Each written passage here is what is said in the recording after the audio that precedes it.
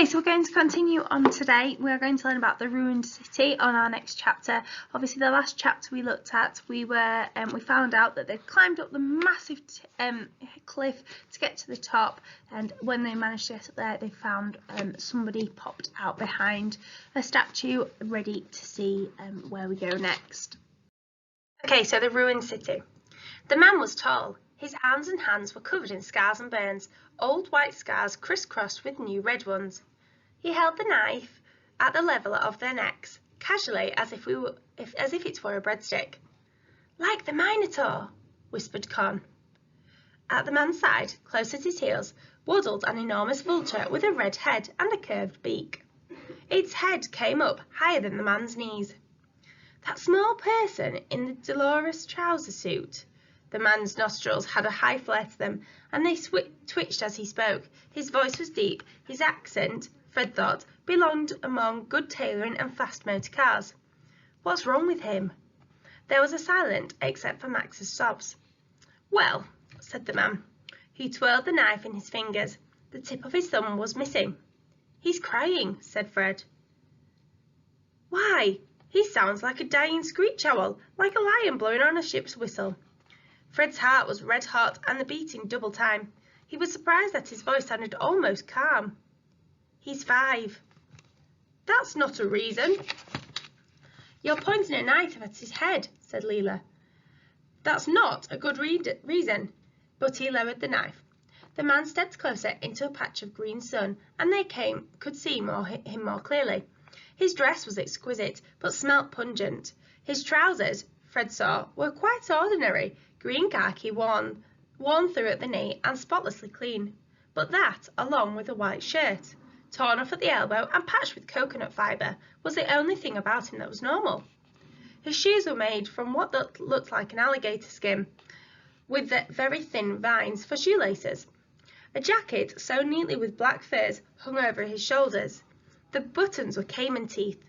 He wore leather cuffs on each wrist and a signet ring on his little finger. From a distance, he might have been on his way to a country house party. Up close, he looked as though he had reconstructed a prime minister with once living things. Con swallowed. She spoke in a whisper. "Is it just me? Or does he look like the kind of person who would definitely not kill you?" Her eyes were stretched open and her skin was taut over the bones in her face. Fred's entire body had gone rigid, spine and shoulders and knees frozen, but he managed to nod his head half a centimetre. He spoke out of the corner of his mouth. "Not just you." The man took another step forwards towards them. His right leg swung slightly out to the side as he moved. Fred noticed for the first time that his right foot was strapped with 3 slim, highly polished pieces of wood. Despite the limp and the scars and the stubble, the animal Fred thought was a panther. Despite the limp and the scars and the stubble, the animal Fred thought of was a panther. Something was strong, with strong jaws and a sharp manner. "Who are you?" said the man. None of the children answered. They looked at each other. Nobody wanted to speak first. "How did you get here?" asked the man impatiently. Fred tried to take a deep breath. "Our plane crashed," he said, "and the pilot died, and we followed a map." He put his hands in his pocket, attempting to look nonchalant, while trying to find something he could fight with if he needed to. He could feel only a handful of squashed ackee berries, which would not be very deadly in a battle. "Show me." Fred handed him a scrap of bark, fumbling in his back pocket, his fingers suddenly uncooperative and clumsy. The man glanced at it. "Who drew this?" Silently, Con raised her hand. "Based on what?" Con shook her head so that her hair fell in a protective wave across her face. "Well," said the man, "we found a map in a tree," said Fred, "and Con made a copy when we got it wet." The man screwed up the bark in his hand. "Please," said Leela, "don't be angry. All we wanted to do was get home." The man looked down at the vulture, as if for inspiration. "And what am I supposed to do with you now?" "Nothing. Just let us stay for a little. We won't make any noise," said Leela. "That small one will." Max felt a man's gaze fall on him, and he began to cry again. The man let out a sound that was somewhere between a sigh and a growl. Leela picked Max up. "Sorry," her voice wavered, and Backer caught the fear from her skin and let out a mew like a cat. "He's only 5, she whispered. "You all keep saying that as if it's an explanation. Should I like him simply because he's small? I do not like undercooked food. Children are just undercooked adults." Con's lip began to quiver. Fred looked at her, surprised, but he moved his shoe an inch, so that their feet touched. The man looked at them, ranged in a line in front of him, shaking with nerves and expectation. He sighed. "Are you thirsty?" he asked. "Yes, very," said Fred. "Yes, very," said Leela. "Very, very," said Max. He sniffed tearfully and wiped a great wedge of snot on his wrist. "Wait here," he glared at Max. "Don't touch the vulture. He bites when he's anxious, and it takes very little to make him anxious. Vultures are nervous souls." The man strode across the great stone courtyard. He stopped at a tree trunk, a stump of wood as wide as a well, and lifted a slab of stone off its top. Fred shielded his eyes and stared. The tree trunk had been hollowed out and was full of water. The man dipped a large green ball into the water and stomped back towards them. "Here." He thrust the ball at Fred. The ring on the man's finger wasn't gold, Fred saw. It was bone, coated in flakes of iridescent snake scales. Fred looked at the ball in his hands. It was made from an explorer's pith helmet. The brim of the hat bent into a lip, and Fred sniffed it. The man raised his eyebrows.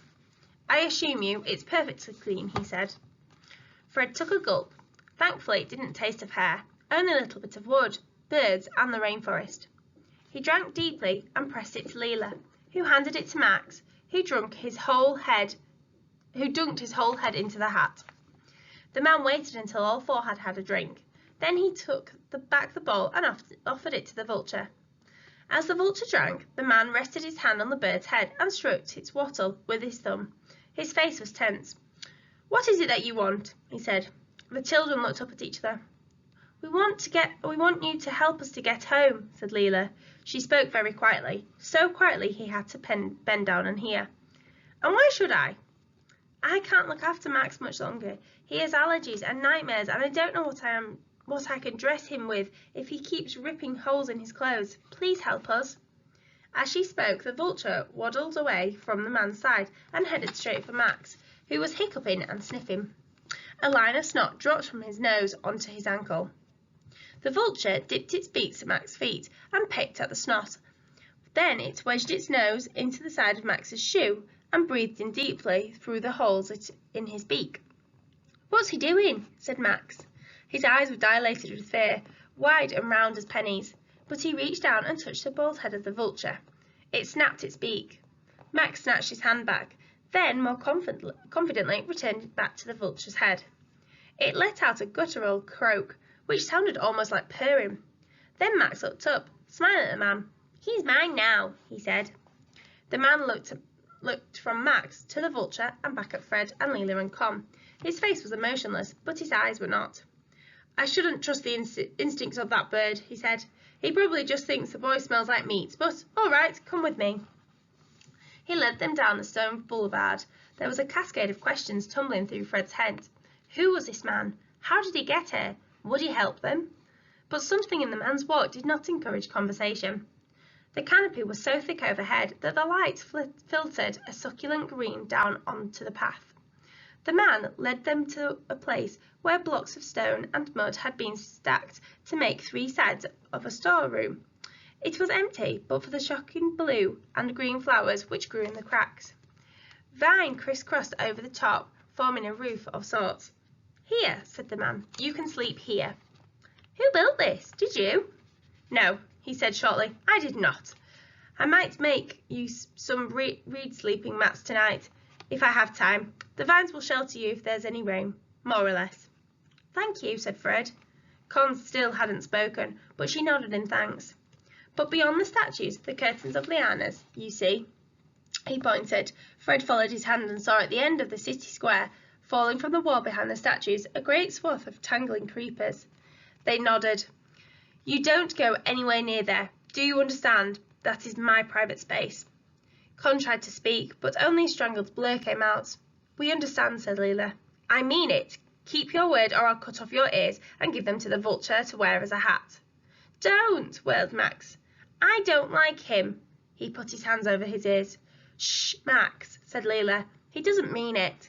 Fred looked at the man. He was fairly sure Leela was right, but it seemed risky to assume of a man who used teeth for buttons that he was joking. Max tugged at the man's trousers. "What time do we eat?" The man looked down at him, baffled. "Whenever you want." "Oh, but we mean whenever suits you," said Con. Her voice was croaky, but she looked relieved that it had started working again. "You eat whenever you catch and cook something. That's usually how it works, unless you don't catch anything." "But don't you? You're the adult." "I'm an adult, certainly. Look, there are berries. There may be some bananas on the trees in the west corner, if they weren't eaten by the monkeys, of course, in the night, and you can hunt." "But," said Con, "you're the grown-up." Her voice had truly come back now, and she scowled. "Grown-ups cook for children. Those are the rules. That's how it's always been done." The man seemed to be losing patience. "My dear," he crouched down in front of her, dangerously close. "Which aspect of this," he waved his hand at the stone pillars, at his scaly shoes, at the vulture, "makes you think I would care how things have always been done?" "But that isn't how it works in the real world," she said. "This is the real world." He thumped his knuckles on the stone floor. "This here, the real world, is here where you feel most real." "But who are?" said Fred. "But please," said Leela. "But don't you?" said Con. All three reached out as if to grab him. "Good Lord," said the man. "It's like watching a dog eat a bee. You have 6 hands between you, or 8 if you count the small one trying to eat a dragonfly." "Max, stop that," said Leela. "Do you at least have knives?" the man asked. "We have one between us. We found it," said Fred. It didn't seem the right moment to explain that, technically, the knife almost certainly belonged to this tall, dark, unexpectedly dressed stranger. He might demand they give it back. The man sighed. "I'll give you each a flint. Then you can hunt, at least." He crossed to another stump of the tree trunk, lifted a small boulder off its top, and fished out something from the hollow space within. "Here, they're already sharpened." He handed them each a stone, expertly chiselled to the size of a large arrowhead. Fred tested the edge with his thumb. It bit his skin, and a drop of blood ballooned out. The man raised his eyebrows. "You can use banana leaves as bandages. If you lose any fingers worth eating, give them to the vulture. There you are. Young cacophony. That one's the sharpest." "Max is too young for knives," said Leela. She tried to take it from her brother, but he jerked away and held both hands behind his back. "Is he? How do you know?" said the man. "It's just a fact. People don't give little boys knives. I feel fairly sure I was given a knife at a young age, and I turned out perfectly normal."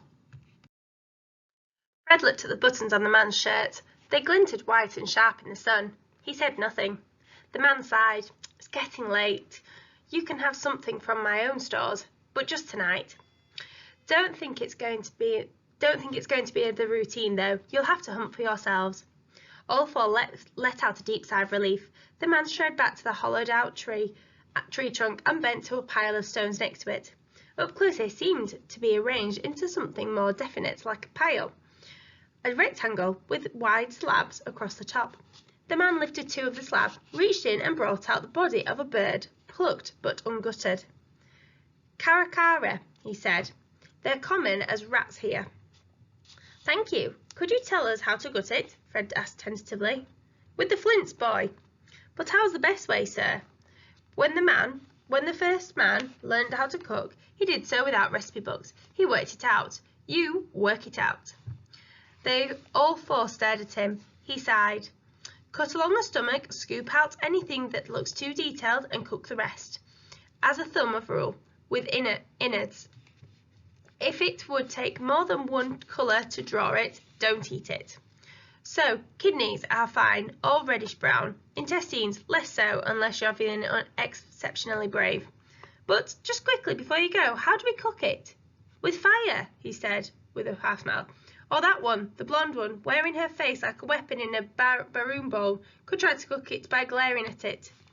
"Wait, please, just a second." Fred made a last effort as the man turned around to go. Who are you? What do we call you? What is this place? How did you get here? Are you an explorer? Do you live here? Are you planning to help us? We need to know. Fred thought of all the explorers he'd read about. There were so many who had strode into the jungle and never reappeared. Percy Fawcett and his son Jack, Rayleigh Rimmel, Christopher McLaren. He tried to remember what the photographs in the newspapers had looked like. The man turned to face full on. His face shifted from a wry to something darker and harder in trace. I'm a bush pilot, not an explorer. I used to ferry supplies back and forth from the smaller towns to Manus. I crashed here some time ago. What happened to your plane? What happened to yours? He encountered. It burned. Exactly so, replied the man. And your name? I'm Fred, and that's Leela, and Con, and Max. A look as blank as an iron wall came down over the man's face. I'm not interested in names. This is the Amazon jungle, not the Travellers' Club on Pall Mall.